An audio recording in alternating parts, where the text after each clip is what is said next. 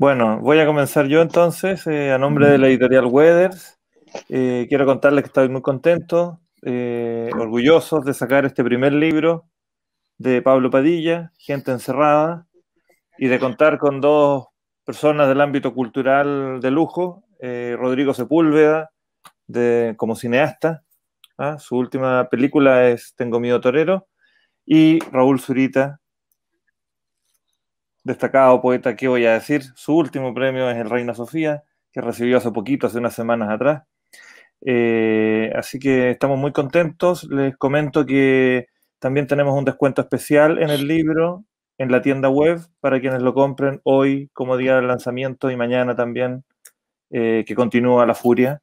Eso, le agradezco también a La Furia la opción a presentarnos este día y en este horario y en estas condiciones que son las mejores de lo que permite el mundo hoy. Así que nada, los dejo a ustedes, a Rodrigo primero, quien va a comenzar, después va a hablar Raúl y finalmente Pablo va a decir otras palabras. Hola, soy Rodrigo Sepúlveda, director de cine, como me presentó Álvaro, y quiero decir que estoy muy honrado de estar acá, muy asustado, nunca había presentado un libro antes. Quiero agradecerle a Pablo por esta invitación y con Pablo nos conocemos por nuestra relación, es porque él es compañero de curso de mi hijo en literatura. Y siempre Martín me habla de Pablo y que Pablo y tiene este compañero que es mayor, que escribe, que tiene mucha historia, que hizo la historia del rock, y siempre habíamos tenido una gran curiosidad por conocernos y finalmente nos estamos conociendo aquí y así. Y bueno, es un honor estar junto a Pablo y junto a Raúl. Y básicamente no es, ¿qué me gustaría decir del libro? Me gustaría decir que cuando lo recibí y cuando lo leí por primera vez, yo estaba recibiendo un libro, una pieza literaria, que pensaba que era una novela, así se describe, como una novela, y me encontré que era un libro de poesía. Me encontré de que estaba leyendo poesía pura en el mejor nivel que se puede escribir poesía, no solo por la calidad de la escritura que hay en el libro, sino que por la forma en que el texto me interpela, el texto me habla, el texto me hace viajar. Y por supuesto que al leerlo, lo que yo fui viendo en una primera lectura eran imágenes de películas que se iban sucediendo una tras otra, como el mejor guión cinematográfico. Y el libro está lleno de anécdotas que son películas filmables, pero insisto en el tema poético y también hay un tema humano que tiene el libro que me encanta. Hay un texto cuando habla de que vivíamos siempre al alcance del fracaso y no hemos acostumbrado en estos años a recibir textos sobre la época de la dictadura que son gigantes, grandilocuentes, contados por los vencedores. Y este es un texto que está contado desde un lugar que es sumamente íntimo y que está contado por los olvidados, está contado por los traicionados. Y después que se acabó la Segunda Guerra en Francia, se hablaba de las personas que estuvieron en la resistencia y también se hablaba de la resistencia italiana como héroes y fueron valorados y relevados como héroes las personas que lucharon contra la ocupación nazi. En Chile, las personas que lucharon contra la dictadura no solo fueron olvidados, sino que fueron callados. Y creo que este libro recoge algo que era súper importante y era escuchar a estas personas que siguieron viviendo sus vidas y que retomaron una cotidianeidad en los lugares más sencillos y humildes de nuestra sociedad. Se volvieron a trabajar en cosas poco, poco taquilleras, por decirlo de algún modo, y habiendo vivido y habiendo estado en el núcleo de la lucha contra la dictadura. Por eso es importante para mí la figura del subsecretario que aparece ahí. Es un libro que habla de estas personas que no solo fueron olvidadas, sino que fueron negadas por nuestra sociedad. No se les ha reconocido hasta el día de hoy la fuerza, la valentía y la audacia que tuvieron para luchar contra una dictadura. Pero no es un libro que a uno lo deja con una sensación amarga, muy por el contrario. Es un libro que a uno lo deja te revitaliza. Y yo me preguntaba, ¿por qué este libro me revitaliza? ¿Por qué este libro que habla desde este lugar que es amargo y que es triste, no me mueve hacia los lugares de la pena o hacia los lugares sino que me revitaliza? Y ahí quiero pensar de que el autor, que es el mismo autor de la historia del rock chileno, es un rockstar. Entonces no estamos hablando de estos perdedores que fueron olvidados después de la lucha, sino que son los roadies de los recitales, son los roadies de las bandas de rock. Son el bajista, son el percusionista, son verdaderas personas que se manejaban en una cotidianidad con el peligro, en una cotidianidad con la lucha, pero desde un lugar, desde una parada que es sumamente impresionante, que es el lugar de la vitalidad y de la fuerza. Y eso para mí es súper relevante entender, porque siento de que es una forma de mirar la realidad desde otro lugar, algo que nosotros sospechamos, algo que nosotros podemos intuir, pero que ahora la veo y la veo desde un lugar vital. Sobre todo en el Chile que estamos viviendo hoy día, donde hay otros Pablo Padilla, hay otras microcélulas que están funcionando, que están trabajando, construyendo un discurso de protesta y que probablemente también van a volver a ser traicionados. Pero yo creo que la nobleza de este libro y la nobleza de Pablo es que él ya aprendió. Él ya fue traicionado, pero sigue ahí luchando. Y creo que la gente joven que lo sigue también lo va a tener que dolorosamente aprender. Para terminar, porque queremos oír a Raúl Zurita, me gustaría decir de que es una tremenda obra, que encuentro que Gente Encerrada es una pequeña obra de arte, una caja cerrada en sí misma, que solo nos dispara hacia millones de lugares, hacia nuestra memoria, a los más viejos, pero también es un libro sobre el optimismo de la lucha, sobre el optimismo de la batalla campal que vivimos día a día todas las personas que habitamos este mundo. Quiero terminar dándole las gracias a Pablo por este libro tan hermoso y poético que escribió. Muchas gracias, Pablo. Hola. Bueno, es difícil seguir después que dijo Rodrigo, porque coincido absolutamente en todo. Pero voy a partir del final del libro. Ya no se escuchan las rancheras, el rock and roll o las sirenas. Solo se escucha el alarido que insisten en alzar. El sol comienza a ocultarse tras los cerros. Estamos vivos. Estamos vivos. Así termina este libro. Estamos vivos, estamos vivos, estamos vivos. Y ese grito que succiona todos los otros significados, ¿cierto? Que están ahí latentes. Estamos vivos, estamos vivos. Aunque estemos muertos, estamos vivos, está diciendo eso, estamos vivos. Ese grito, ese alarido, como dice Pablo Padilla, hace que este libro en su conjunto, para mí, ¿cierto?, sea uno de los libros más rotundos, radicales, es un golpe, ¿cierto?, entre los libros que podamos leer en este tiempo, y en esta situación y en este encierro particular en el que estamos.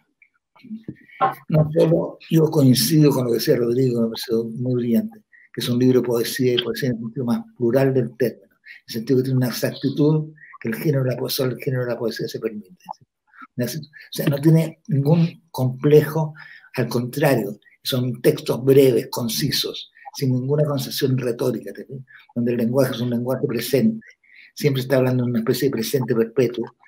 Entonces, estos seres, como decía Rodrigo, estos seres olvidados, encuentran su expresión en una voz que le hace recobrar todo su diáfana y enorme dignidad. Esa dignidad que hace que en un momento dado, cuando incendian unos camiones, se salen corriendo, y mientras van corriendo hay una estrella fugaz que cae iluminando el molo. Es uno de los textos más formidables de este libro. Entonces, a mí me impresiona primero la rotundidad de estos textos. La rotundidad en el sentido de que no hay, como digo, no hay artificio, pero no hay nada más artificioso ni un artificio que un libro que no tiene artificio. Entonces muestra primero una capacidad literaria, una creatividad, un rigor de Pablo Padilla realmente notable. Con muy pocos textos se le pueden emparentar hoy día en la escena literaria chilena. Tal vez cercano a un Pablo Padilla, de otro Pablo. Eso no puedo hacer. Bueno, es cercano a Juan Carreño. Entonces, a esos lenguajes que son lenguajes que emergen de una situación poblacional, unas situaciones de encierro, de estos guetos colectivos, que emergen, que son lenguajes que cortan la realidad en cierto sentido, que la desmenuzan, ¿cierto? Y la desmenuzan precisamente porque carecen de todo énfasis que no sea el énfasis que el mismo texto provee. No hay grandilocuencia, no hay grandes declaraciones, todas son declaraciones pequeñas, declaraciones hechas casi en el borde del habla, porque todo es peligroso, ¿cierto? Es peligroso en los fierros, peligroso esos textos sobre la metralleta, una metralleta que es mucho más imponente una submetralleta, pero al mismo tiempo es todo un delirio, ¿cierto? Un delirio de eso con las palabras, con los significados de las palabras, absolutamente notable, que es tan rotundo como el delirio que se tiene frente a las armas, ¿cierto? Frente a las cámaras, frente a los incendios, entonces todo en esa escena está lleno de escenas que son absolutamente, para mi juicio, lleno de escenas magistrales, que se van de una forma tan única, tan especial, porque como insisto, su característica más rotunda es que un libro sin concesiones. No hace ninguna concesión, no hace ninguna concesión en el buen gusto, no hace ninguna concesión en la retórica, no hace ninguna concesión en la grandilocuencia. Es exactamente lo que es. Y por eso mismo es Pablo Paredes, está diciendo que lo relaciona también con alguna casi generacional, Pablo Paredes y Juan Carreño.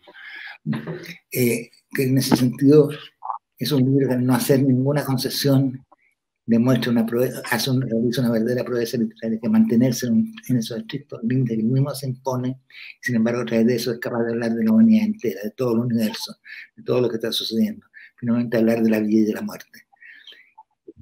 El recuerdo que mencionaba Rodrigo, porque nuestra obligación en este momento parecía, frente a todo, es recordar como de lugar, no olvidar nada para que algún día los seres que somos, los seres humanos que somos, hombres y mujeres, se liberen de la obligación de tener que recordar precisamente. Entonces, este ejercicio que hace Pablo aquí es una cierta liberación futura, es una liberación que está esperando en algún lugar, que algunos hombres verán, otros no veremos, ¿cierto? Esa liberación de que finalmente seamos liberados de la obligación del recuerdo. Ahora tenemos que recordar, y eso Pablo lo hace de una manera magistral. Hay un texto en que tipo que dice que él resiste, que se olvidó 40 años después, recuerda cómo le dolía, ¿cierto? Se olvidó porque nos delató, porque nos dijo los nombres, ¿cierto? Y el orgullo que de eso es un orgullo casi, le corresponde casi a la tragedia griega, en la magnitud, y al mismo tiempo la magnitud, lo que está diciendo es tan vasta, es tan enorme lo que está diciendo ese tipo que resistió, que le metían la cabeza en agua con caca, pero resistió, no dijo nada. Se acuerda 30 años después que no dijo nada, lo único que recuerda es que no dijo nada, que se olvidó porque no se olvidó. ¿Entiendes? Tan tremendo que en estos textos, en su laconismo social, no recuerdan, sin embargo, las grandes tragedias, no recuerdan un proyecto universal de la literatura, que es precisamente centrar siempre el tema en los filos donde se baten el gran problema de la vida y el gran problema de la muerte. Entonces, el peligro es el conector que une la vida y la muerte en estos textos. Y eso no es fácil, o sea, al contrario, es una operación que implicaba un gran riesgo, y que Pablo lo ha sorteado con magistralidad, con realmente magistralidad. Yo conocí a Pablo, lo conocí también en la Universidad Diego Portales, ahora estamos haciendo un taller juntos, y me es un honor para mí realmente tenerlo a él al lado de toda esta gente que aparece, que hacemos un taller de poesía juntos. Lo llevamos muy bien. Pero fuera de ese, el plano de la amistad y el cariño, es realmente me ha asombrado su libro. Es un libro magistral, magistralmente bien hecho, magistralmente construido.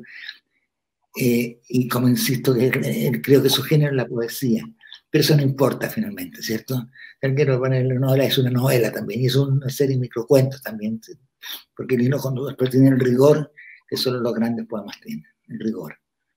Cada texto aquí, en su estructura, en su perfección, son como las líneas de un poema. En conjunto es un poema en conjunto de como 42 líneas que van conformando un poema.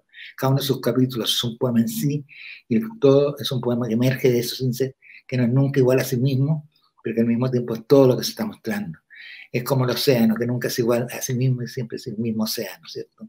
Entonces, estos textos contienen un universo, contienen un mundo, contienen un cosmos. En esos cosmos están entretejidas nuestras vidas, nuestra desesperación, nuestra tristeza y también nuestra grandeza. Están también entendidos nuestros olvidos, nuestras propias soberbias. Una forma radical, una forma torcida de olvidar que tenemos, ¿cierto?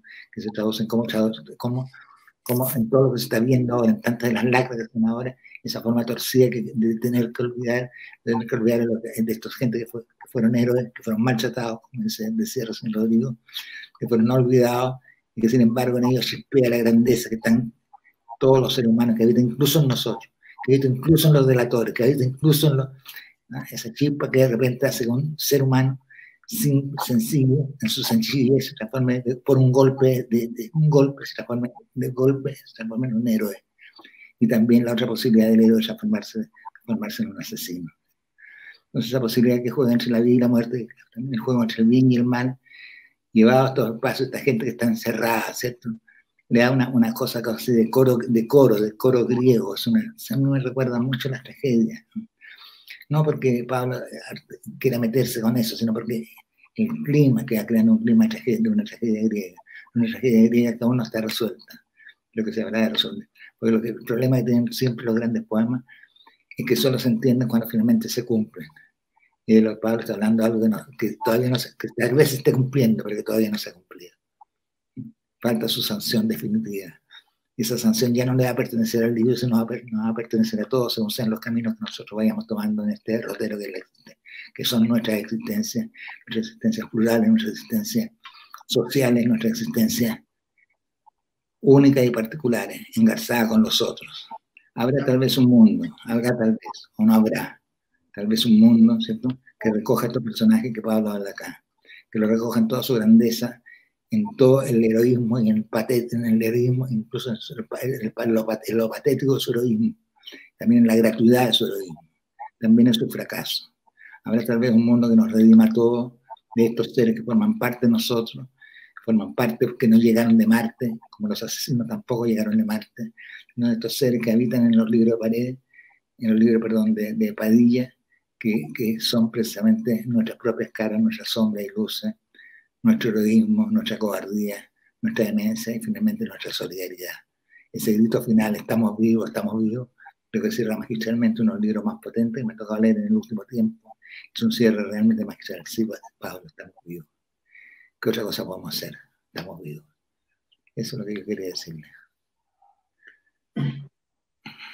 Muchas gracias, Raúl. Muchas gracias, Rodrigo, también. Ahora los dejo con Pablo. Dale. Bueno, muchas gracias. Voy a partir por los agradecimientos, ¿cierto?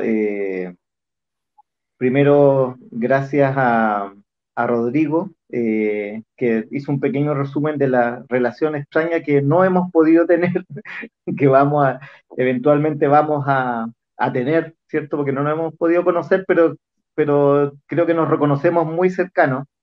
Y más allá del hecho de que, bueno, con Martín, con su hijo, fuimos, y hoy seguimos siendo muy amigos, fuimos compañeros de la universidad, yo creo que esa cercanía la terminé de sentir y me convencí de que y por eso me atreví a invitarlo a la presentación, habiendo visto especialmente su película Tengo miedo torero, que empieza a trabajar un poco en las mismas zonas, ¿cierto? O sea, de reconstruir desde el arte, reconstruir desde lo fílmico, digamos, un pasado y no quedarse solo en lo testimonial, en lo documental, sino que hay ahí una profunda emotividad que creo que nos deja caminando en la misma senda, ¿cierto? Desde, a lo mejor de disciplinas distintas. Entonces, por eso a mí es un honor que Rodrigo haya leído el libro, que haya accedido a venir y estoy muy contento, muy contento. Con respecto Gracias. a Raúl, ¿qué decir? ¿Qué decir también? O sea, mi profe, quiero decirlo primero, mi gran profe, incluso desde antes de entrar a la carrera, bueno, siempre leyendo, gracias a la poesía de Raúl, bueno, uno sí se sumerge en mundos donde la vida se mantiene en pie pese a todo, en medio, entre lo paisajístico, entre el horror, entre el amor, ¿cierto? Y debo decir que son versos que en su momento a uno lo sostuvieron en pie, ya lo digo así, con toda su letra. Entonces, ser parte y ayudarlo en esta labor que estamos haciendo en el taller, que es muy bonito, o sea, que podríamos hablar 6 horas del taller que estamos, que se da cuenta uno que este hilo del arte, que este hilo de la poesía está ahí y no se corta, y eso es importante. O sea, hemos pasado tiempos muy oscuros y uno se sorprende con cosas, uno aprende mucho con los cabros, con las niñas, y, y le agradezco a Raúl que también que en su infinita ternura, Raúl es de una ternura y, gigante, haya accedido a presentar. Eh, bueno, yo tenía un pequeño texto, lo hice cortito porque a veces me cuesta improvisar. Y dice así, no quiero ser vocero de una generación ni nada parecido, o tal vez sí. Acá estamos con 55 años, los que enfrentamos a la dictadura, los que decidimos dejar de ser víctimas y lo hicimos sin ganas ni necesidad de ser héroes. Simplemente jóvenes a quienes les tocó dar cara a un tiempo bestial. Y lo hicimos desde nuestra dulce vida en crecimiento, apenas unos niños jugando una especie de guerra, mientras tratábamos de divertirnos, de seguir vivos y de salir con la victoria entre las manos. ¿Ganamos o perdimos? La duda sigue allí. La mayoría estamos vivos, pero nos acompañan la sombra y el aliento de quienes murieron.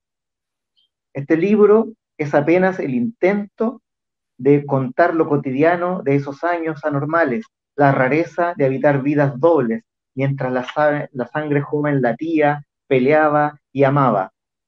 Apenas eso es este libro, con gente encerrada en su propia decisión, en sus tiernas conspiraciones, en sus estruendosos fracasos y en sus éxitos puertas adentro.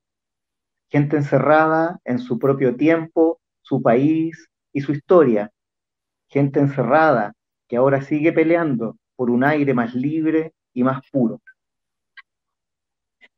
Eso es lo que escribí y bueno, de lo que se conversó, es bien raro escuchar hablar a otras personas de la propia obra y uno trata de enfrentarla y de entenderla de una especie de puerta en abismo, ¿esto es cierto?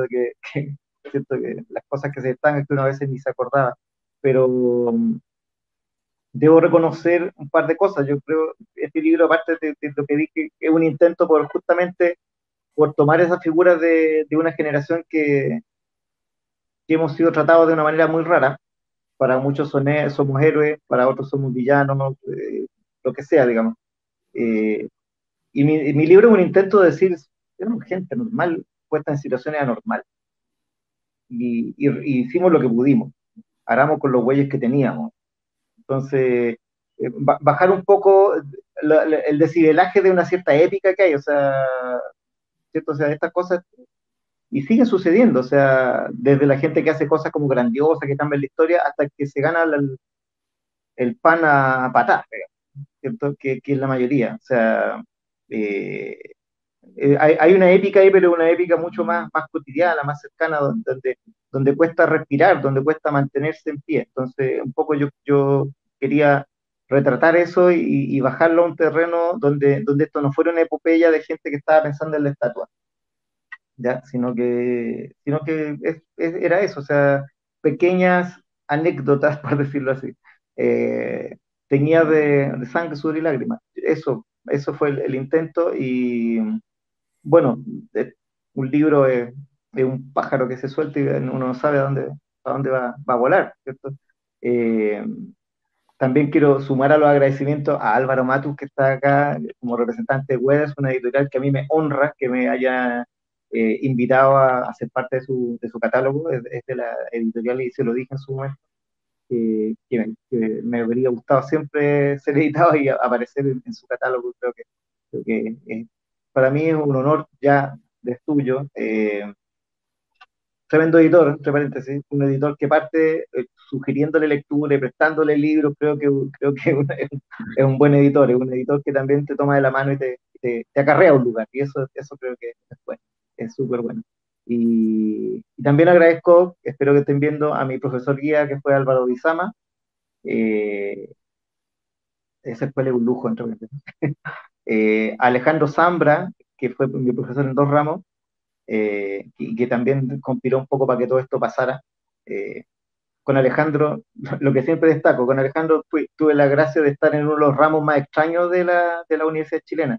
Él dictó un ramo que se llamaba Literatura de Gatos, donde, y ahí uno aprendía harto, no solo los gatos, sino que hacía talleres y todo eso.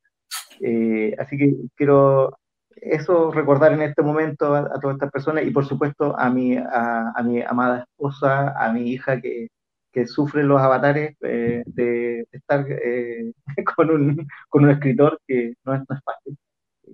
Como decía un amigo, tengo más hambre que hija de poeta. Y bueno, eso, no sé qué más podríamos conversar, Álvaro, por favor, conduce esta conversación que se me viene entre las manos. Sí, bueno, yo quería decirle a la gente que nos está viendo por YouTube que pueden mandar preguntas por mientras.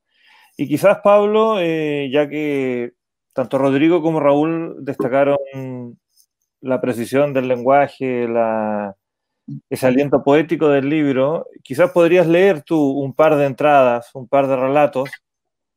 Sí. Por ejemplo, a mí me gusta mucho la página 55, pero también Raúl hizo referencia a ese hombre que no habló y que ya no se acuerda, que es la página 37. Entre todas las historias que hay también, tú las puedes leer. Y el texto Vivimos al alcance del fracaso, que es una joya.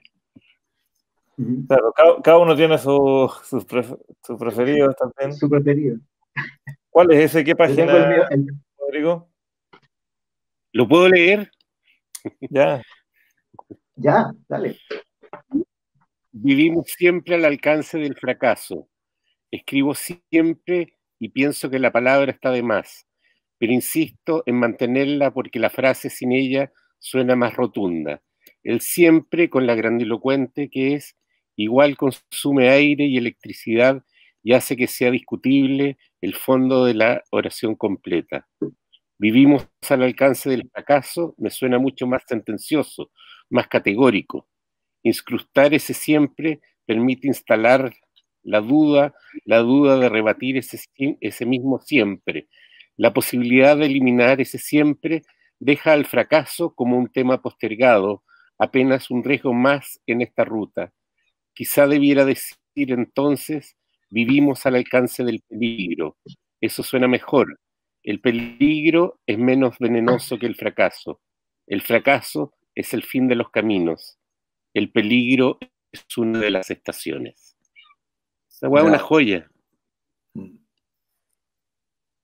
Es muy lindo ese texto.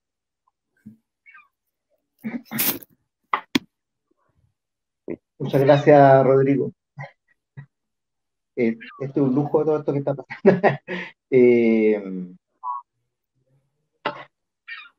Veamos. A mí de la sugerencia, bueno, yo tengo otra, pero mi texto favorito no lo voy a leer, pero aprovecho para contarle a la gente que este libro, durante su etapa de preparación, tenía otro nombre, un nombre de trabajo. Es parecido a lo que le pasa a los discos, que de repente tienen un nombre mientras lo graban y al final se le cambia el nombre. Entonces es muy interesante. No sé, pues, Let It Be se llamaba Get Back, ese tipo de cosas. Y este libro, durante su escritura, se llamó Lucky Strike. ¿Ya? El nombre que debo decir, la única persona que le gustaba. Lucky Strike. Claro. Ahora, evidentemente llamarle Lucky Strike ocasiona, entre otras cosas, un problema de derechos de autor. No nos metamos con las tabacaleras, así que el nombre, bueno, lo conversamos harto y me parece que terminó siendo un nombre aceptado, me gusta. Y uno de los textos habla de Lucky Strike, pero no lo voy a leer. Voy a leer el libro, el texto en la página 55 que sugirió Álvaro, para que vean, soy una persona que le hace harto caso a los editores. Dice, ¿qué hacer con esta gente? En el mejor de los casos se trata de personas que estudiaron algo tan raro como oficial de artillería o piloto de guerra y que nunca estuvieron en ningún ejército, o que si lo estuvieron fue en calidad de clandestino o combatieron en otro país, en patrias que ya ni existen. En el peor de los casos es gente que, sin ir a ninguna academia militar, dedicó su juventud a inventar aparatos sin saber mucha química ni física, aparatos que botaban postes o demolían comisarías, gente que dedicó su juventud a conspirar, disimular, esconderse, pasar colados para ir a detonar sus aparatos. ¿Qué hacer con esta gente? Se preparaban para encabezar columnas triunfales que entrarían en ciudades liberadas bajo un sol de primavera, pero eso nunca sucedió. Fue suave la caída del tirano, fue más bien aterrizaje, alunizaje en el mar de la tranquilidad. La gente preparada para la guerra se quedó sin frente, sin pólvora y sin libreto. ¿Qué hacer con ellos? Unos cuantos retomaron rápidamente otra hebra del hilo, estudiando, terminando sus estudios, para unirse a la normalidad reinante. Otros se integraron sin estudiar en trabajos de oficina, mostrador, subterráneo o factoría. Algunos siguieron como si nada la vieja lucha, porque la lucha continúa. De eso se trata la vida. Murieron, cayeron, huyeron, se sumergieron, siguieron adelante sin olvidar su revolución mientras ellos mismos eran olvidados. ¿Qué hacer con esta gente? Nada. No hay que hacer nada con esa gente. Los que no se normalizaron, poco a poco se van extinguiendo. El mar de la tranquilidad se los traga a todos sin ruido. Eso, bueno, fue mencionado y es uno de los textos que parece que es central dentro del libro. No. En The Lucky Strike también es notable. El primero. Sí, notable. Léelo, Pablo. También, para que también, y ayuda a dar una imagen bien nítida del libro también. Sí, debo decir que, o sea, este texto es el primero que escribí también, no quedó solo por edición en el primero, sino que el primero que escribí, y a mí es uno de mis favoritos. Bueno, lo voy a leer y a ver si podemos conversar un poco. Al otro lado del pabellón, hacia la calle, estaba lleno de pacos. Atrás estábamos nosotros, entre medio, 10 metros de un muro de ladrillo princesa. En una confusión de gritos y silencios, sirenas y estallidos, uno debe saber qué hacer. Alguien debe asomarse por la esquina. Lo hice yo. Al otro lado, un Paco joven, me pareció el Paco más joven del universo, me apuntaba con su fierro, me apuntaba a la cabeza, y yo miraba la boca perfectamente redonda del arma. Era un SIG, y no me disparó, apenas me apuntó. Estuve medio segundo mirando por el tubo, hasta el fondo, donde la munición 7.62 esperaba su momento.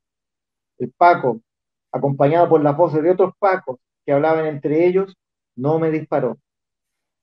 Si hubiera tenido una SPAS 12, seguro me revienta, pero con el SIG no quiso.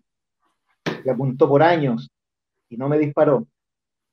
Minutos después, el chico Iván les tiró una molotov por encima de la pandereta, pero esa es otra historia. Un detalle más. El cañón del arma que vi durante medio segundo era idéntico al logotipo de Lucky Strike. Notable.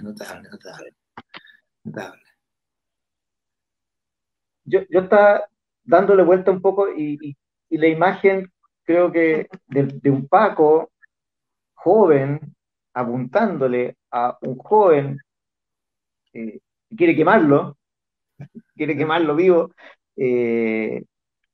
creo que retrata bien no solo el tiempo que no le tocó le tocó vivir, o sea, lamentablemente ese tiempo se prolonga, o sea, es un espacio-tiempo que no se curva, que sigue recto y uno sigue avanzando en esa misma pendiente. Entonces, esa imagen de un Paco apuntándole a un joven y que es un poco azar que le dispare o no le dispare, lamentablemente es una imagen recurrente, ya no en la literatura, sino que en las noticias o en las redes sociales. Entonces, a mí eso me abisma un poco también, o sea, esta vuelta en un espacio que no se curva, nada lo altera.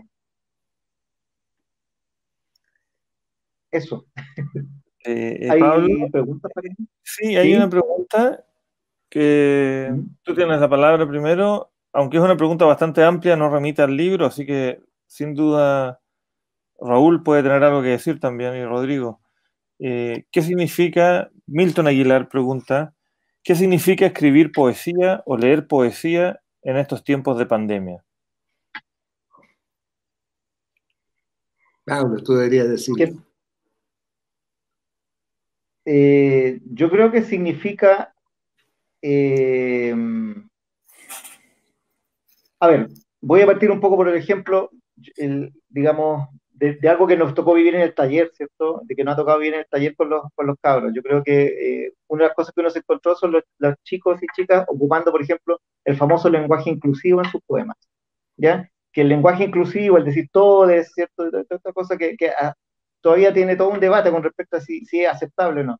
Y estos chicos con frescura lo incorporan, lo han incorporado y yo creo que eso habla de algo que tiene que ver con los usos que tiene la poesía en tiempos difíciles. O sea, el uso del lenguaje inclusivo en discursos y en poesía también, creo que da muestra de la voluntad de querer que el lenguaje pueda torcer la realidad, que es una apuesta arriesgada. Porque claro, el lenguaje inclusivo, que es como el ejemplo que yo estoy dando, es un lenguaje que aspira a borrar con las diferencias odiosas del patriarcado y de todos los esquemas de género. Y, y que alguien lo ocupe en poesía, creo que es un poco esa apuesta un poquito entre peligrosa e ingenua de que el lenguaje va a cambiar la realidad. Y creo que esa es la apuesta de la poesía en tiempos de pandemia. O sea, grandes poemas y grandes textos han escrito en tiempos de desastre, como el mismo de Camerón, que calza perfectamente. O sea, jóvenes que se iban a la floresta huyendo de la plaga para intercambiar historias picarescas, ¿cierto? Y darle la espalda a la muerte. Entonces yo creo que la poesía tiene un poco esa función, la función de que desde el lenguaje querer torcerle la nariz a una realidad que no te conforma y que a lo mejor a través del verso, a través de la palabra, vas a encontrar esa zona, ese lugar ameno. Eso.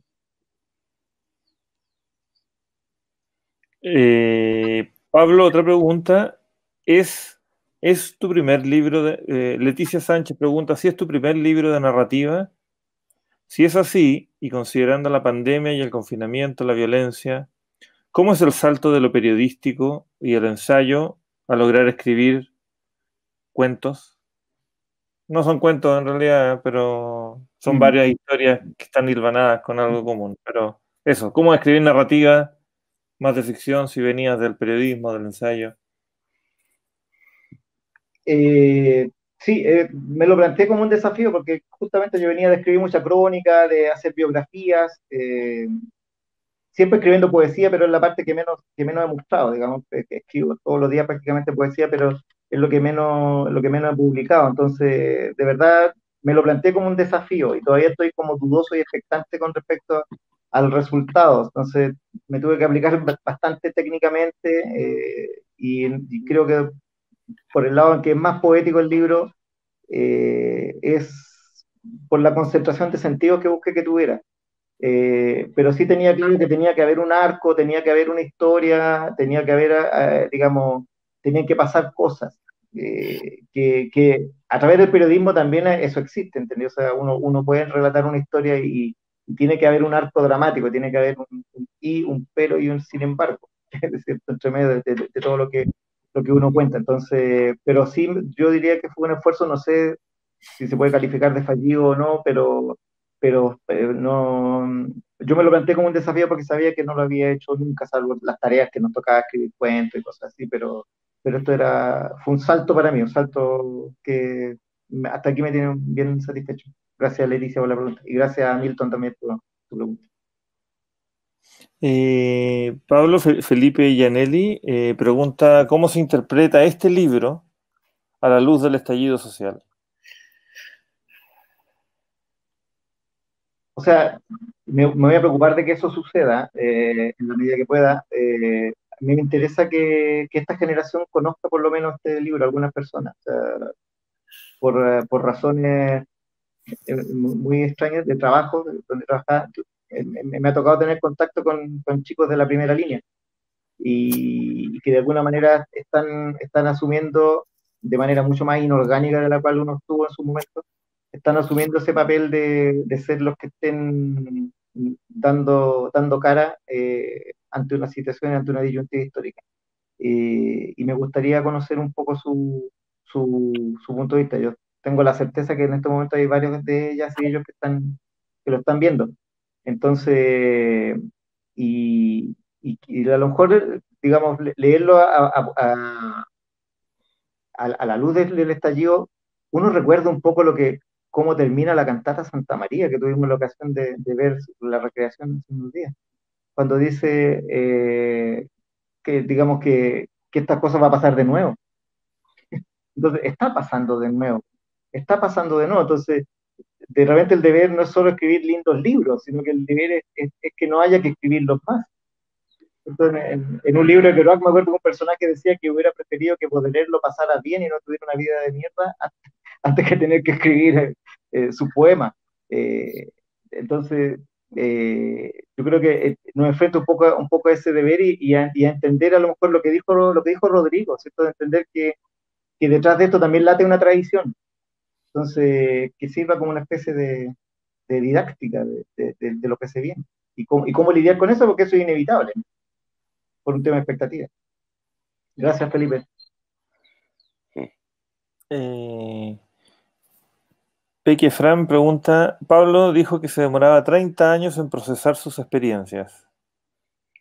¿Qué haría diferente del hoy presente sin procesar para el futuro político de Chile?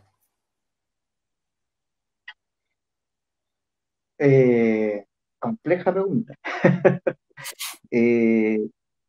Yo creo, y voy a hablar estrictamente desde lo literario, o sea, yo creo que hay que justamente explorar qué es lo que pasa con respecto a los usos del lenguaje. Por eso a mí me llamó la atención y yo salté de la silla cuando alguien leyó un poema muy bonito con el taller con lenguaje inclusivo.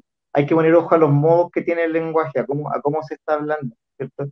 O sea, no en vano, una señal de lenguaje de los famosos 30 años que ocasionaron el estallido es como la palabra pueblo desapareció y fue reemplazada por la palabra gente. Entonces, eso no era solo un tema de modas de lenguaje, sino que había toda una estructura de poder que estaba expresada en eso.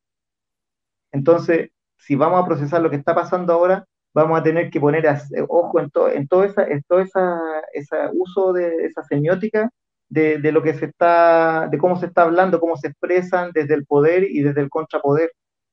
¿Ya? Entonces, por ese lado, insisto, así como estrictamente literario, creo que un poco por ahí va el tema, o sea, estar atento a esas señales, estar atento a cómo estos tiempos convulsos generan su propia habla también, ¿cierto? Entonces, y que esa habla seguramente nos está diciendo más cosas que solo un repertorio lingüístico, nos está diciendo cosas de justamente las relaciones de poder.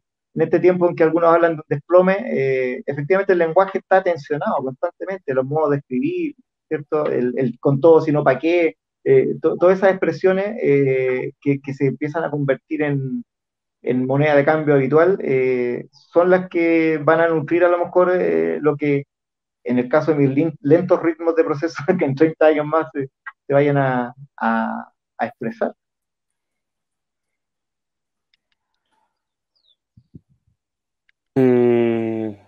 Pablo, queda la última, parece que te la hace un amigo, te pregunta, ¿recomiendas leer este libro saboreando un rico Berlín o preparando una Molotov? Es un amigo. Sí, yo sé 64. quién es. No lo voy a delatar. Las dos cosas, y lo importante es definir el orden, que va primero. Probablemente primero el Berlín para que no te quede pasada benzina. Puede ser, para que no tenga las manos pasadas benzina, pero sí, gracias, amigo. No, lo conozco. Pero el Berlín de todas maneras va primero. Bueno, Pablo, muchas gracias. Muchas gracias, Rodrigo Sepúlveda, Raúl Zurita, por sus generosas presentaciones.